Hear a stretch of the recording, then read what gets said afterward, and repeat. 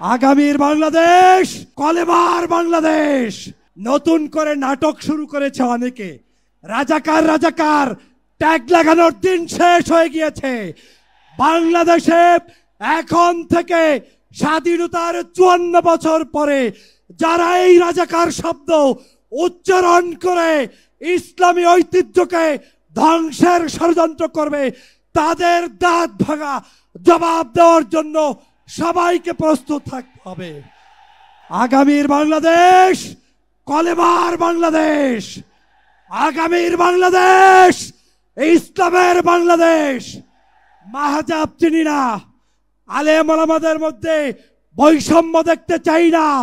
বাংলাদেশের সমগ্র রাজনৈতিক ঐক্য করতে হবে দেশ বিনির্মাণের জন্য। সেই উদাত্ত আহ্বান জানিয়ে জামাতের নেতৃবৃন্দকে আমাকে এখানে সুযোগ দেওয়ার জন্য ধন্যবাদ জানিয়ে বক্তব্য শেষ করছি। আল্লাহ হাফেজ। বাংলাদেশ জিন্দাবাদ। বাংলাদেশ জামাত ইসলামী দীর্ঘজীবী হোক। জিন্দাবাদ। আসসালামু আলাইকুম ওয়া রাহমাতুল্লাহি ওয়া বারাকাতুহু।